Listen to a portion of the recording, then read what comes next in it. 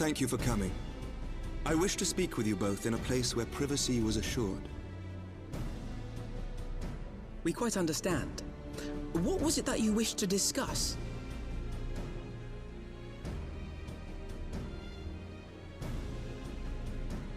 With my father's passing, the seat of the Archbishop lies vacant.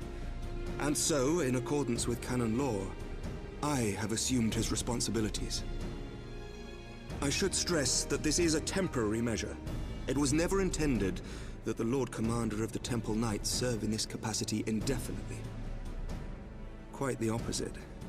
The statutes specify that I should surrender my powers as soon as a conclave of the senior clergy and the high houses have named a new archbishop. But in light of recent events, that would not seem appropriate. I confess I did not expect you to divulge quite so much quite so soon. The details of the Archbishop's plans, perhaps, but the true origin of the war and all it entails? I too had concerns. But when the Warrior of Light is witnessed returning to the capital upon the back of a dragon, one's options are rather limited. Mayhap I could have concealed certain details, but for how long? And at what risk? Should the truth have come to light in the meantime, how would the people have viewed my silence? After 1,000 years of lies and secrecy, I could not well abuse their trust and hope to be believed. The time for deception has passed. I only wish the people agreed. That some would deny the truth I had anticipated, but not this many. And among the few who acknowledged that my father had to be stopped, no small number questioned our methods.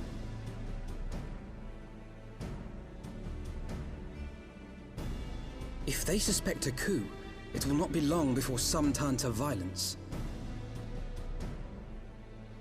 It has already begun, and that on both sides. Men and women of the cloth are being harassed in the streets. Some have even been assaulted in the Broom. Hilda and her people have formed a watch to help us maintain order, but such measures will not prevent the unrest from spreading. For all our talk of peace, the people remain frightened and confused. For their sake, we must bring the Dragonsong War to a definitive end.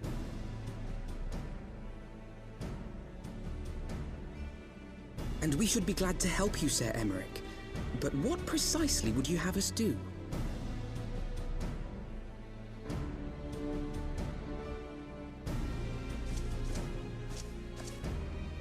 We wish to treat with the dragons of Annex Shrine. To that end, I would trouble you for an escort and an introduction.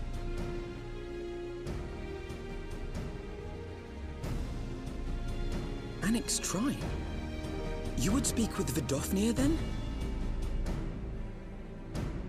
We must needs open a dialogue between our peoples. Acting as my representative, Lucia will extend an invitation to their leader, that she might visit us here in Ishgard. Were she still with us, I would of course have beseeched Isel's assistance in this matter.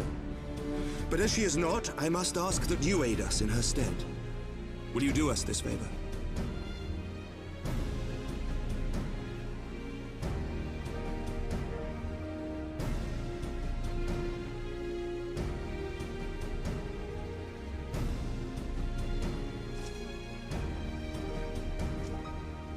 Thank you, my friends. Lucia, I leave the rest to you.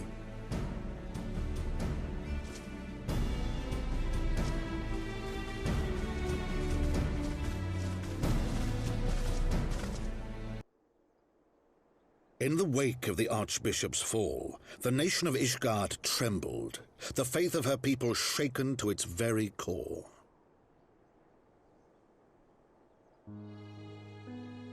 For 1,000 years had they fought and died, certain of the justice of their cause, only to be told that their holy war was born of the sins of their forefathers. What then for those brave men and women, thus stripped of their righteousness but to despair, to deny the truth and decry its speakers?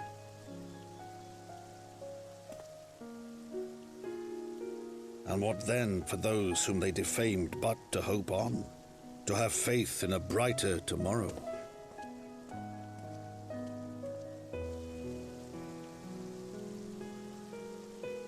A tomorrow in which man and dragon might live together in harmony, then as distant as the very stars in the heavens.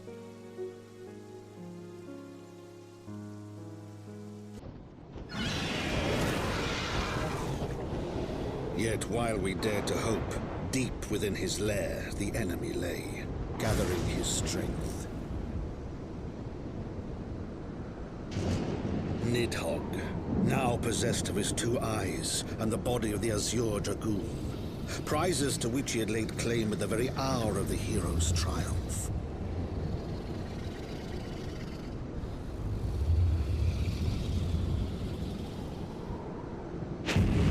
As desperately as we sought the solace of peace, the great worm craved the misery of war.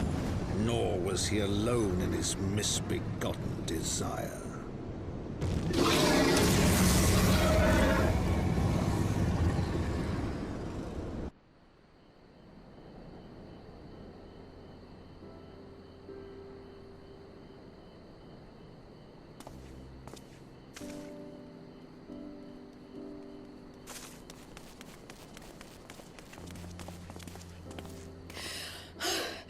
I'm terribly, terribly sorry to have kept you all waiting. You need not apologize. We arrived but a moment ago ourselves.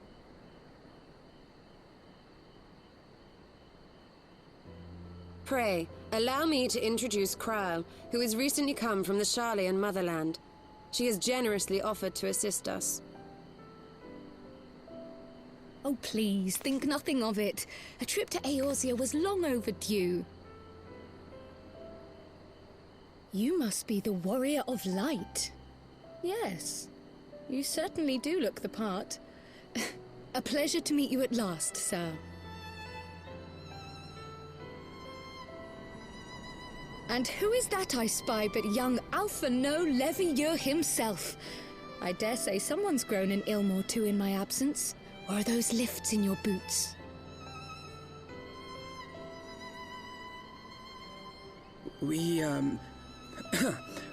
Miss Krile and I met at the Studium years ago. I shall forever be indebted to her for her sage guidance. It was no small task keeping him out of trouble, believe you me. The youngest ever to enter the Studium, him and his sister, 11-year-old prodigies. Suffice it to say, social graces were not among his list of talents. Striding up to his seniors on his first day, head held high. What was it he said again? Thank you, Krile.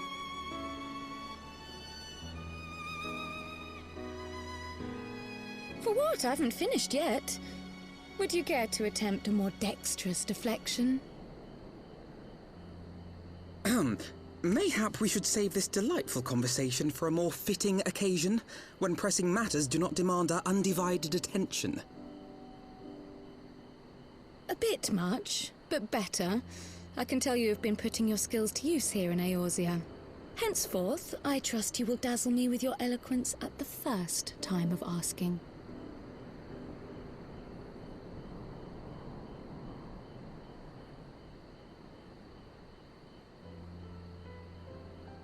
Right, on to more pressing matters. Finding Minfilia and the other missing scions.